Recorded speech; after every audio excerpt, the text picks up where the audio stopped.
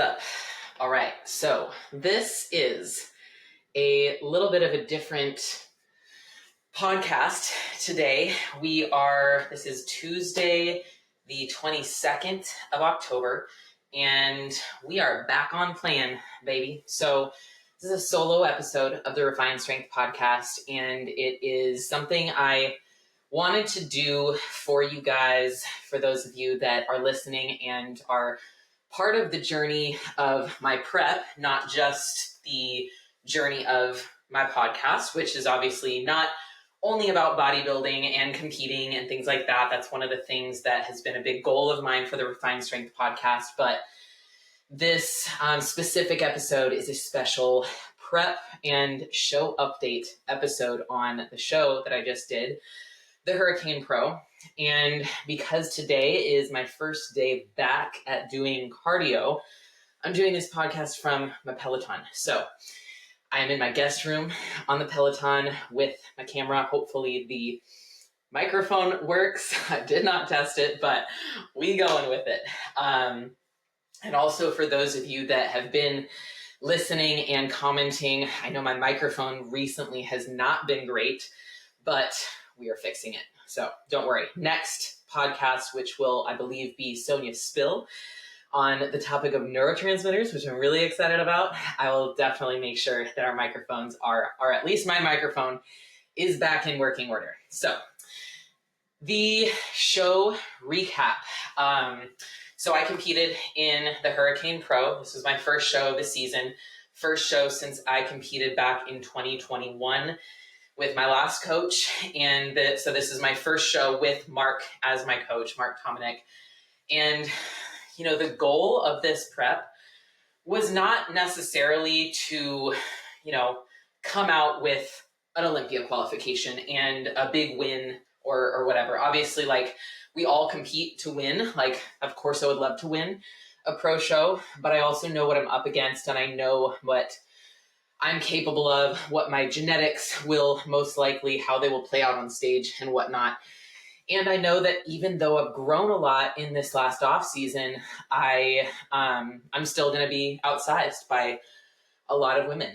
And so knowing all of those things, but also knowing that I really worked my ass off and worked incredibly hard at creating density and maturity, shape, size, especially in my legs, but really all over in this 2.5 year off season that I took with Mark. There was a certain sense of like, well, we might as well see what we built after this amount of time off, because no matter what, no matter how big I would have gotten with, you know, another year off or another 6 months off, there's always going to be more for me to climb. There's always going to be more size to put on as a pro bodybuilder of any division, honestly, but especially more muscular divisions like pro figure. So the goal of this prep was really just to do my best and see where I stack up as a pro that actually belongs on the stage, because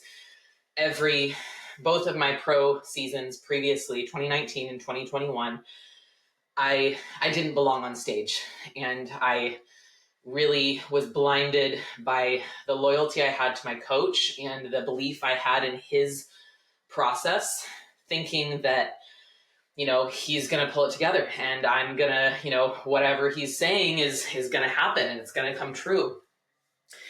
You know, me asking weeks out, I don't think I'm going to be ready. Do you think I'm going to be ready? And being told, yes, you're going to be ready on all these things.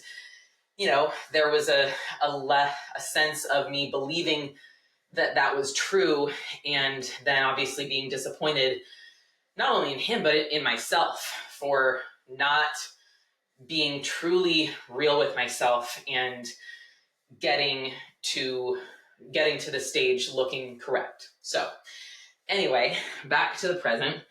I competed at the Hurricane Pro and I placed 10th out of 18 women.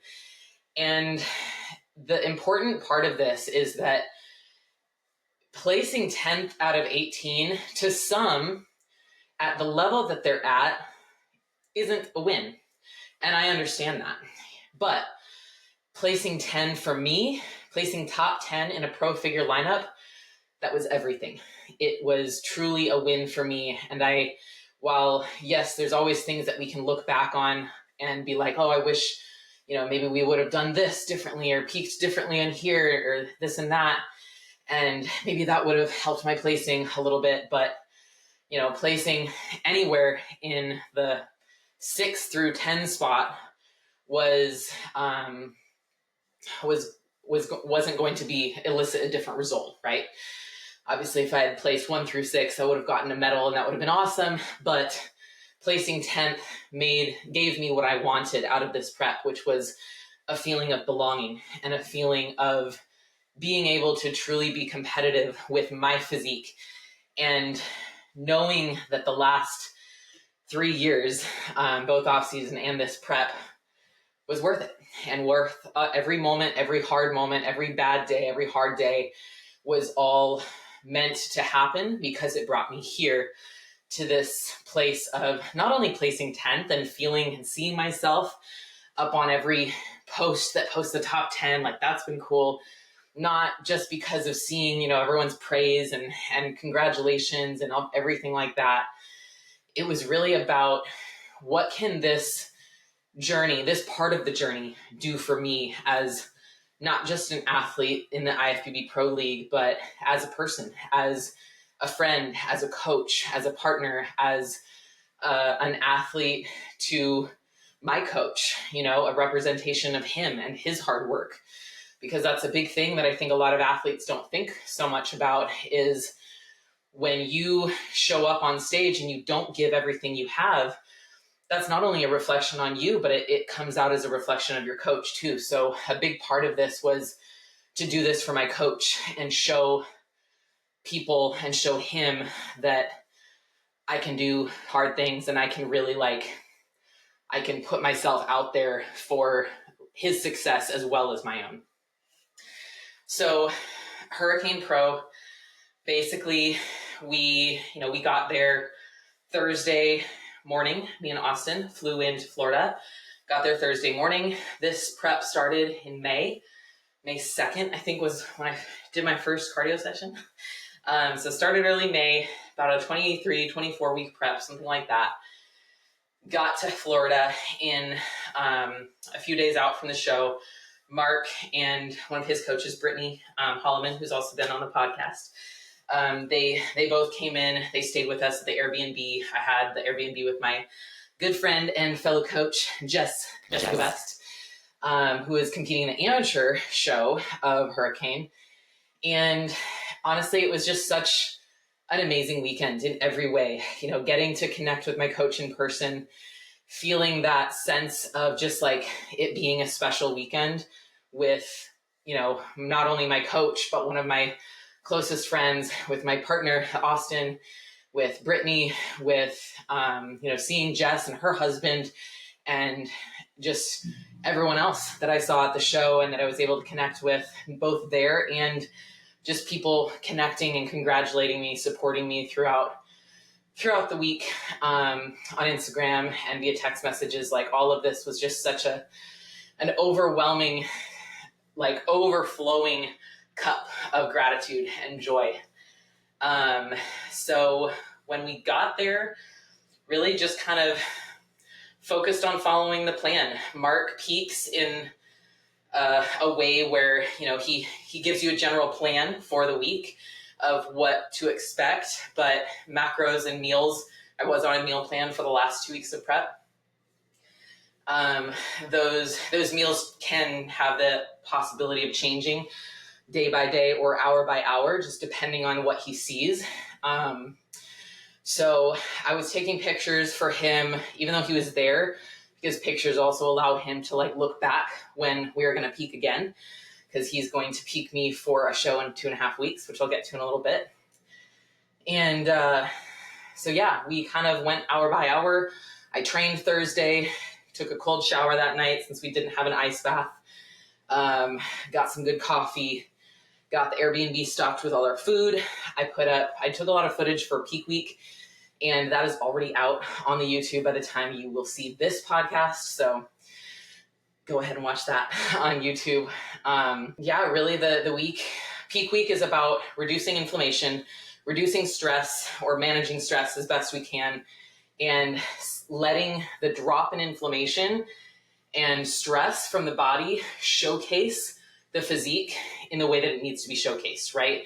Because inflammation causes water retention oftentimes, some in more than others, some more in others. And so the goal of that is dropping that inflammation so that our everything pops a lot better. And part of everything popping is also filling out properly. So I think starting Wednesday was actually when we started loading, and we kind of went with almost like a linear load where we were kind of on the baseline low end of food for about 9 days leading up till Wednesday. We added about 60 carbs, and then Friday added like 40, 50 more. So I was at 200 carbs. And then Friday, we ate a lot of food. So he just pretty much wanted to spill me over so that by the time I woke up and got on stage on Saturday, we were like peaked, and we didn't have to eat so much, because eating a lot of food obviously causes some distension, some bloating, or it can, even if it's foods that you're used to and are normal for you. So that's what I was experiencing some part of Thursday, but also Friday, which was like, oh my God, this is so much food. It's harder to keep a vacuum or hold my poses. And so we spilled a little bit on Friday so that we woke up like fully hard, full, and did not need a lot of food leading into the show. So I think on show day, prior to prejudging, I think I only really had one full meal and then just a carb meal, like 30, 40 minutes out from showtime. Being backstage was amazing because the figure women back there were all just super supportive and nice. And I knew some of them. I had followed a few on Instagram. My friend and teammate Lisa Vigliotti, she competed at the Masters show the day before. Masters Pro, got 5th in that because she looks fucking amazing. And she got 6th in the Open on Saturday.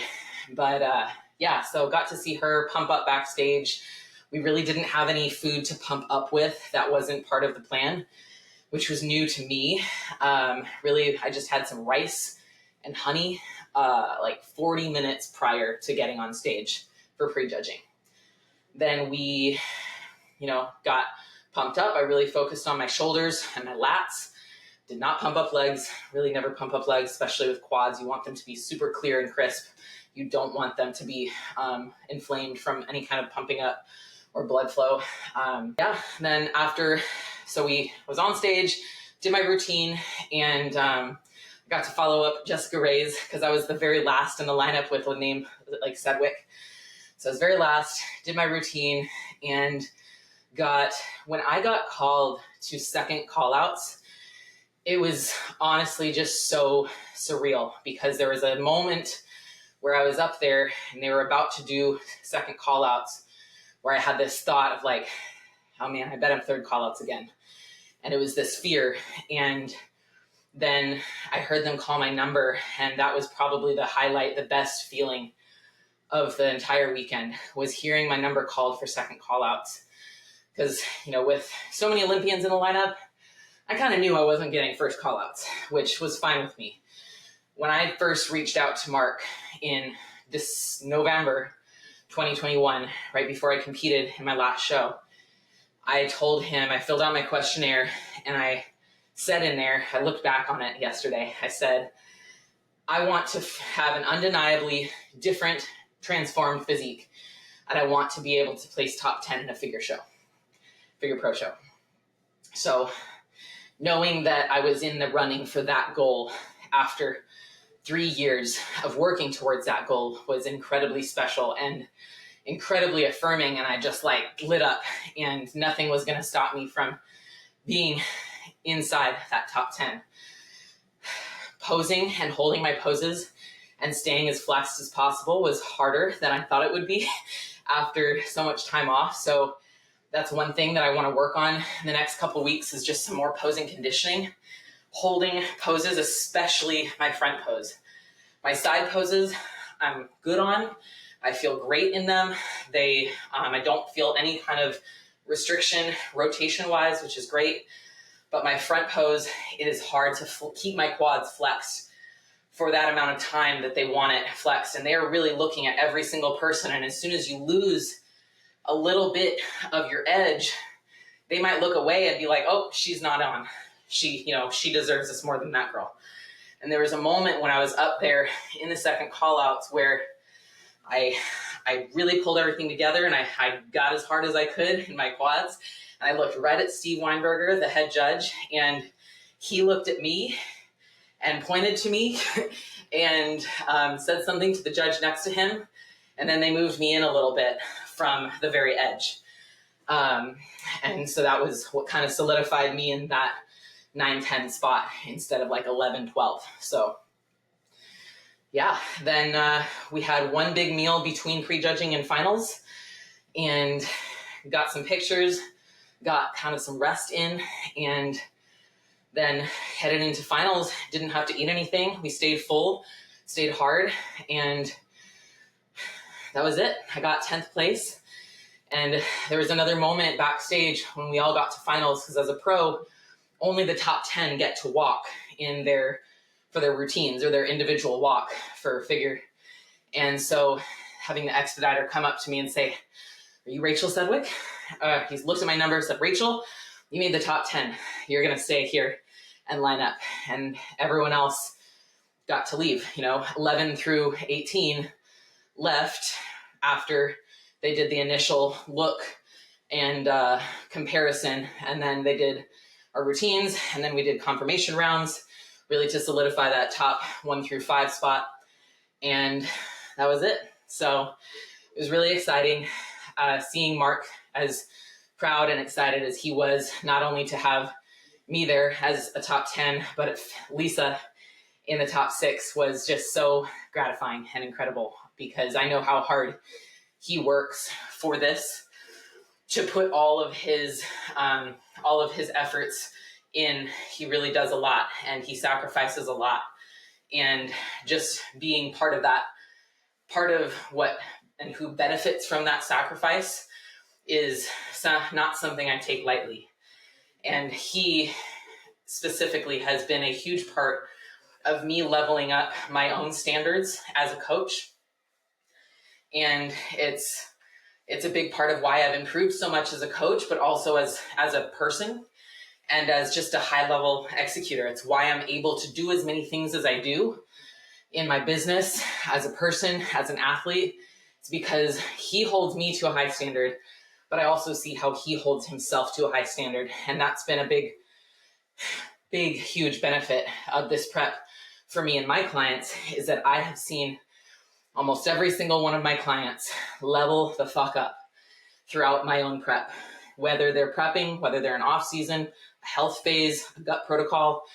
All of them have raised their own bar because of what they're able to not only see from me walking the walk and doing hard things and still taking just as good of care of them as I always have, if not better, and also being able to see and believe in themselves, knowing that I believe in myself so much, and seeing that I can believe in myself and also believe in them so wholeheartedly. And a big part of coaching that is tough is that oftentimes we believe in our clients more than they believe in themselves. And that's one thing I try to drive home with anyone who's struggling with self-belief, is that we all have different whys. We all have different motivations and reasons why we do things, why we decide to compete or get our health in line or whatever. And that is, we have to be able to remind ourselves of those whys, of the reason. What is driving our passion? What is our purpose? For me, I have a lot of different pieces of my purpose. I've talked about those already, but a big one is just showing up for myself and just doing my best and challenging myself in a way that, past me thought was once impossible. There was a moment on Friday before the show where I felt just a little down and in my head about, am I really ready? Because I had prep goggles on and I was watching my body kind of fade in sharpness because we were spilling over intentionally, but still it was hard to watch and hard to feel like I couldn't get into my poses as well. And Austin and Jess both really, really brought me down to earth and reminded me that one day of, not being 100% sure of how I'm going to look the next day does not negate everything else that I've worked for. And whatever happens tomorrow, Saturday, I've worked for it and I deserve it. I deserve to see myself in a way that I've never seen myself. And that's been, I think, the harder moments lately have been a feeling of not deserving to do as well as I know that I should be able to do. I know Mark is a good person and he would never tell someone they can do something that he doesn't really believe they can do. And he's smart enough to make that call for them. And so I just needed to let go and believe in myself and believe that I did deserve the praise that I was getting and the support that I was getting, and that I did deserve a look from the judges. And I deserve to be up there with other pros who have been on the Olympia stage and have been pro champions and top threes and top fives. So really recognizing that I need to believe in that, the fact that I deserve it before I achieve it. Achieve it is the way we really show ourselves that we deserve it, is we have to believe it before it happens. And then it's much more likely to happen if we do believe it before it happens. So quick break from our sponsors, Core Nutritionals. This is my Transformers cup. I'm drinking strawberry margarita hydrate. So I can stay hydrated on this bitch. But anyway, so I found out Saturday that I do deserve to be up there. And I talked to the judges afterwards and I asked for feedback from Bill, one of the main judges. And he said, beautiful presentation. Your posing was on point. Overall look is perfect. Makeup is great. Hair, great. I wouldn't change a thing other than you just need to fill out your frame. You need to fill out your back, your lats, especially lower lats, and you need to fill out your quads. Other than that, you look great up there. You belong. He actually said those words, which was really special. And I asked him, I was planning on competing in another 3 weeks at Texas. What do you think about that? He's like, yeah, do it. If you can get a little bit leaner, your muscles will pop more, nail the peak a little bit more, and see what happens and have fun. You should definitely compete more. And then when you take an off season, focus on those things to grow and you can go really far. So that was really cool to hear, because all I've ever heard as a pro is like, great posing, great presentation, just not big enough or not lean enough. And it's just been very kind of like, yeah, good job, looking pretty, but you don't belong here, really. You're a long ways off. That was always the kind of thought that I had, or the feedback that I received. Not, obviously no one actually told me that I don't belong, but I think you guys know what I mean. So that was the feedback. So after that, me and Austin went back to the Airbnb. I ate a delicious yogurt bowl with Core Pro mixed in and some berries, granola, had a piece of toast, got dressed. We went to finals to watch Jess compete. Jess got first in her open class, like the badass that she is. And she got a second place, I think, and a third or fourth in novice and masters. And that, she might post about that if you guys follow Jess, but she was the leanest one on stage by far in almost in every division in every class she was in. And her feedback was to come in a little softer and a little heavier, fuller. So that is what she's doing. And we're going to compete again together at the Texas State Pro. That is the next step. So that's what we're working on today, is I'm going to come in leaner. She's going to come in a couple pounds heavier. I woke up this morning at 143.2. Stage weight, day of show was 141. My lowest weight ever this prep has been 139, and that was, I think, Tuesday or Wednesday of peak week. So my goal in my head is I want to see 139 again for sure, which I think I can do after a few days of depletion. And just fill that out just like we did. Probably we might change a few things with peaking, but I'm going to collaborate with Mark on that as we get closer and see what he has in store for that. But I have full trust in him that we're going to get it done. So, yeah, I'm also really excited because Texas is home. So we're just driving down to San Marcos. That's where the show is. We got a cool Airbnb with good outdoor vibes. I'm going to have my espresso machine with me. I'm going to have my dogs with me. And yeah, so it's going to be a good time. And it'll be a bigger lineup. It'll probably be more competitive. So I'm realistic about the fact that we may not get a top 10.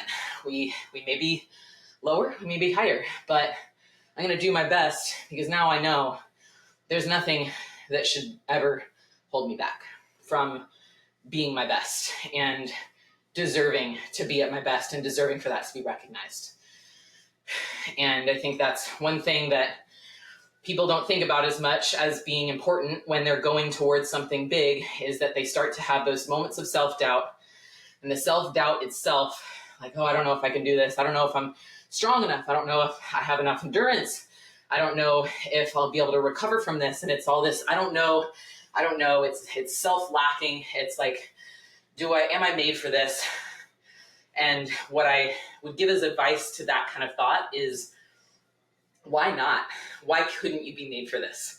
I have a few clients in prep right now, and I've talked them through various versions of that inner conflict of like, yes, I know this is hard.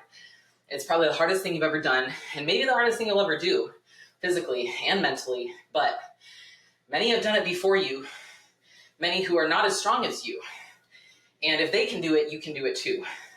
But you also started this prep thinking, I'm going to do this. And you may not have known exactly how it would feel, especially a first-time competitor. But as long as you keep giving yourself that like one more rep mentality, I can do this for one more hour, I can do this for one more day, I can do this for one more week, and just focusing on that present and immediate future, then you will surprise yourself in what you're actually able to do. So yeah, that's what we're going to do. We're going to try to surprise ourselves with how good we can fucking look. And then after Texas, I will be shutting it down for off season. And it's funny, the last few months, or last month or so of prep before this show, I've had obviously people ask me like, what do you plan on doing? Are you going to compete next year? You know, are you going to take an off season, retirement, whatever? And I'm 31. I'll be 32 in January. And what's cool about figure, honestly, is that it is a little bit older in terms of the people at the top of the sport. You know, Jessica Ray has just won both the Masters and the Open, and she's 41. And she looks great. She's doing fucking phenomenal. I think she's probably the most winningest figure pro there ever was. So I see that as untapped potential for me. This was my first enhanced prep, first enhanced off season, first season with Mark. So a lot of it was learning my body, learning his coaching style, learning what I'm capable of in training. It was working with a training partner, Austin, for the first time. It was the first time I've been in a prep with a super solid relationship and support system.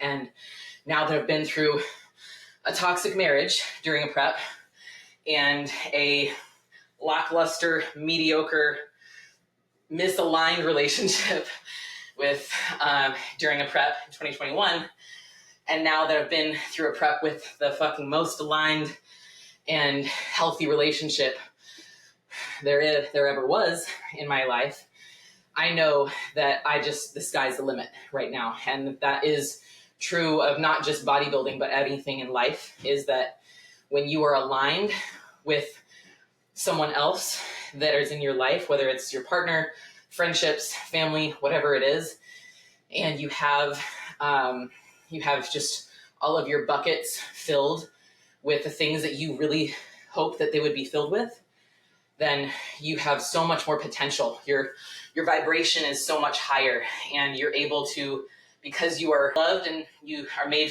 to feel safe by that other person or those people, you're able to give yourself so much more. You're able to push yourself harder because you know you have that safety, you have that security, and you have that support from someone, from the people in your life. Same thing goes for business. You know, if you're with someone like a significant other and they don't believe in you and what you want to do in your business or your job or your career, then you're not going to get there. You're always going to feel like you should stay behind and stay smaller and not achieve as much as you could possibly achieve if you were able to just like go all into something. And so that's been something that me and Austin have definitely found in each other on both sides, not just as athletes, but as entrepreneurs and business owners.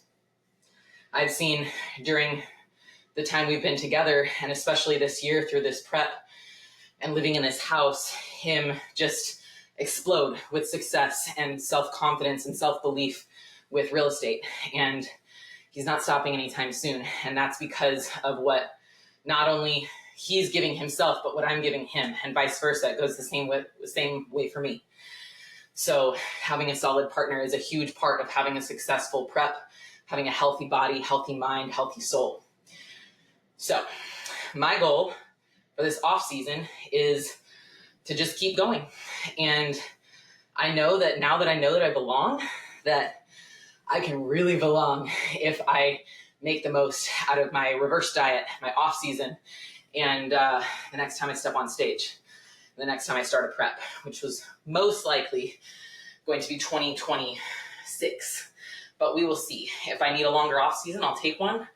I'm not afraid of the off season. I really love it. Honestly, I loved growing. I am excited to grow while staying a little leaner. Obviously, I don't plan on staying stage lean, but having a level of leanness where I can still see the shape and the structure, see some lines in my quads, my core, that kind of thing is important to me. So that's the goal for me, this reverse diet. And it's going to be reversing through the holidays, which is always hard and scary for some people, but for me, I'm just excited. I'm excited for the challenge, just like I was excited for the prep. And I know it's going to be hard, but nothing is as hard as giving up on yourself. So I'm not going to do that. Nothing is more painful than self-destruction.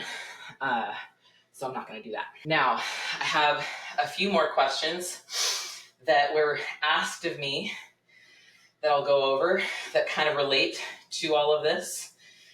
And I'm going to answer those. So at the beginning of this prep, I did a podcast, I believe, or maybe it was just a YouTube, like a vlog. And I mentioned how in every prep I've ever done, I've tried to focus on an area of growth or achievement past prep.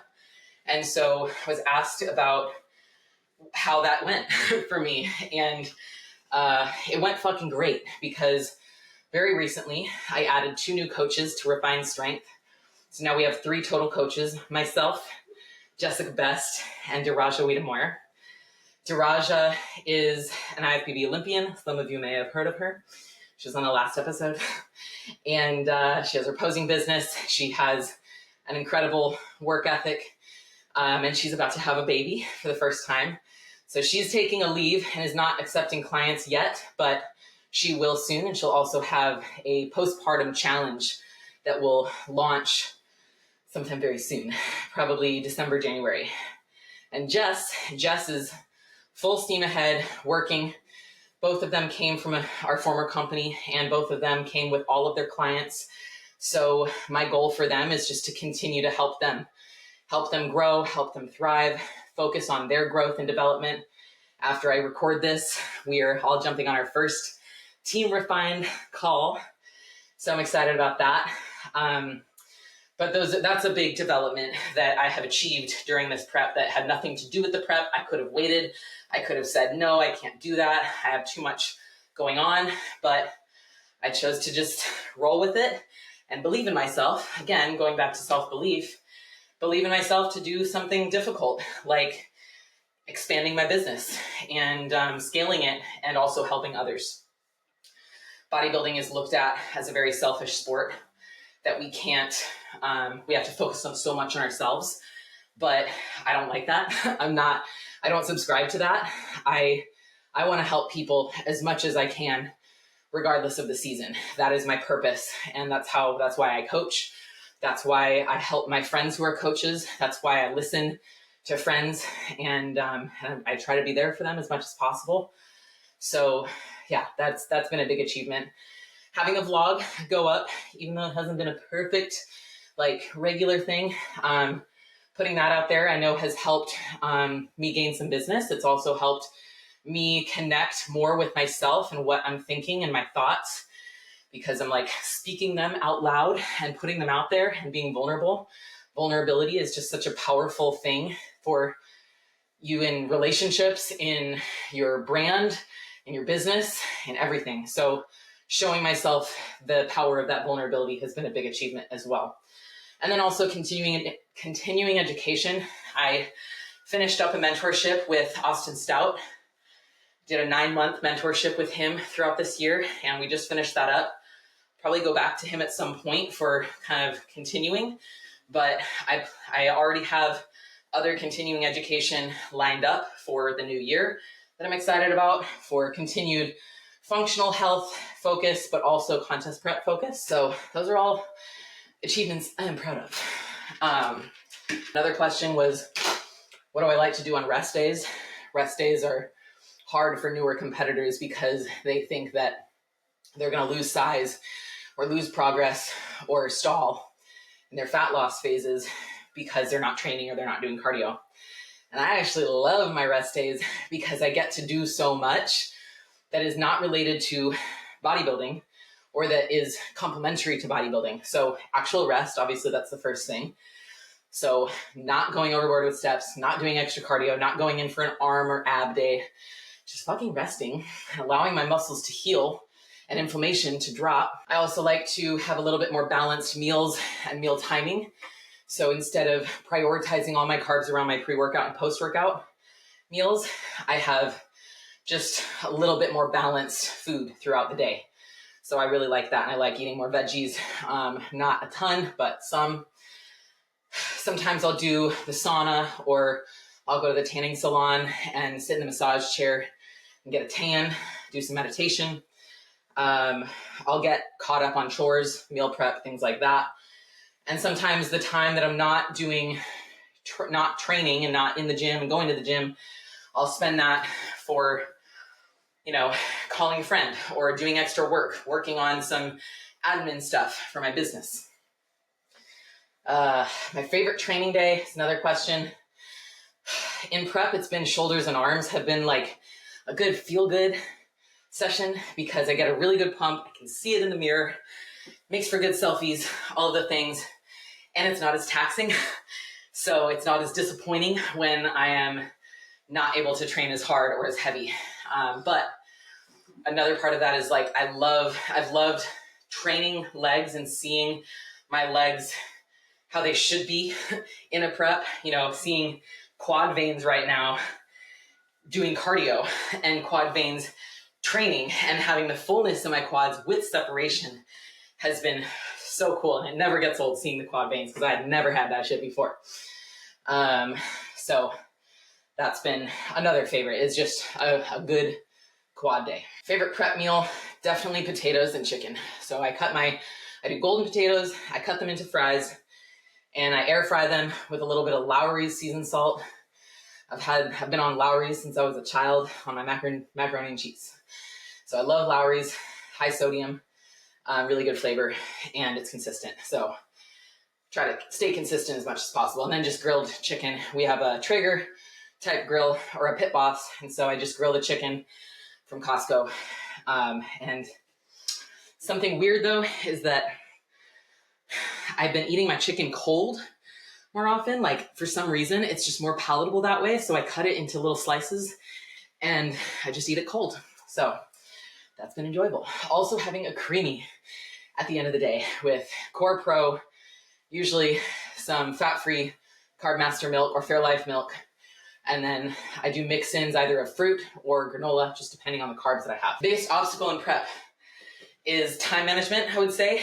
I have a lot going on. I have a business, I have a home, I have 3 dogs, I have friends, a partner, and none of that stops for prep. So being able to manage everything and not go crazy and not miss out on things is really important. Also, you know, I would never want a client to feel like I was giving them anything less than my best, within reason, obviously. So time management, how I've been working on that is, you know, doing things like this. I had to get some cardio in, and now not only at the end of this, I will have my cardio session mostly done, but I will have a podcast ready to post that will continue to keep the ball rolling with my business and my brand and my goal and mission with the Refined Strength podcast. And just updating you guys because I have a lot of people asking. So that's been one. I have this Peloton so I can just get up in the morning, get some fasted cardio done. And then I also have a walking pad. So oftentimes in the afternoon after I finish my check-ins and my deep work, I will get on my walking pad and do more of like the mundane busy work or reading type work or mentorship stuff. So like I'll respond to training videos while I'm walking because that's super easy to do and I don't have to do a lot of typing. I just do voice memos. Or I'll do that here on the Peloton. So using little ways that I can multitask a prep task versus a work task or something is really helpful. In terms of like chores and getting those done, I try to do things like just like in little tidbits. So like while I'm making my breakfast, I'm cleaning up around the kitchen, or I am doing laundry while I'm like doing some voice memos or something like that. Or I do some video critiques while I take a walk after lunch. So little things like that really help, and they do add up in terms of the time it takes to do everything. I think one of the questions, last question I'll do is a must-have survival item or technique. So I'll go with an item and a technique. Item would be my sleep kit. So Austin makes fun of me because I have this sleep kit, and it's earplugs, like these soft silicone earplugs, as well as a sleep mask. It's like a weighted sleep mask with like beans in it, and it helps shut out light, but it also helps shut out like air because my eyes like get really dry at night with the ceiling fan going. And we like the ceiling fan going. We like keeping it cold, but it can dry out my eyes and make me wake up in the middle of the night. So I use the sleep mask, and it is so helpful. And the earplugs are because Austin snores. And another part of the sleep kit is Cured Nutrition. I take either the CBN nightcaps, little pills, or the sleep oil, which is a tincture that I'll do like a full dropper full. That's more fast acting. And then the nightcaps take like 20-30 minutes to hit, or they're supposed to. So during this last like 6 to 8 weeks of prep, I've been pretty much doing that every night. One of the two things. Because while I could sleep without it, it's nice knowing that my body is in a relaxed state and is much more likely to sleep better with them. So, because when your body fat gets really low and you're pushing yourself as hard as you are, and you might be sore, inflamed, whatever, sleep just kind of takes a hit sometimes. So I just preempt that with my Cured, the Cured Nutrition caps, oil, and my sleep kit. So, and then you can use code Rachel S to get 15% off on any of those items, including Serenity gummies, which is another big part of my recovery. Yeah, anything from Cured Rachel S saves you money. And then a technique, a survival technique, I'd say would be mindfulness and meditation. So I think meditation can come in a lot of different forms. For me, like, honestly, like cardio can even be meditative. If I'm on the stairs and I'm at the gym and I don't want to be there, I don't want to be training, I want to be eating or home resting, I just lock in and I breathe and I kind of listen to the beat of the music I'm listening to and just step to that beat, and I just focus on one foot in front of the other and I breathe, and that's like a form of meditation to me. I also use the sauna at the gym or the sauna at the tanning salon to meditate and just focus on my breath. Again, anytime I'm having a really hard day or I feel overwhelmed, I step away and I focus on what do I need to do in that moment. Sometimes that's just locking into the work. Sometimes it's getting away from the work, going for a walk, or doing something different that's active like laundry or cleaning a kitchen or something like that. And that's a meditation technique for me, is just breathing, focusing on my breath, and then that gives me the capacity and the power, the energy to lock into whatever I need to lock into. And it allows me just a deeper level of self-control, and that self-control leads to self-belief. Like, okay, I believed that I could get through that moment by doing this thing, by meditating, breathing, shifting my focus, whatever. And it worked. And I got there. And I got through it. So now I know that whatever the next hard thing that happens is, I can get through that too. There's no reason I can't. Nobody's going to prove me wrong on that, because I'm the only one who's going to be able to do the work and show myself that I can get through it. So I look at each hard thing, each hard moment that tests me as a test and a challenge that if I get over, I get the reward of better and deeper self-belief. So hopefully you guys enjoyed this active episode of the Refined Strength podcast. I won't do them all like this, that's for sure. But I'm almost done with my cardio. Now I'm going to get ready and get back into work for some client stuff and business, and get this uploaded so you guys can know and watch me struggle a little bit. Hopefully the breathing wasn't too rough on you. All right, bye.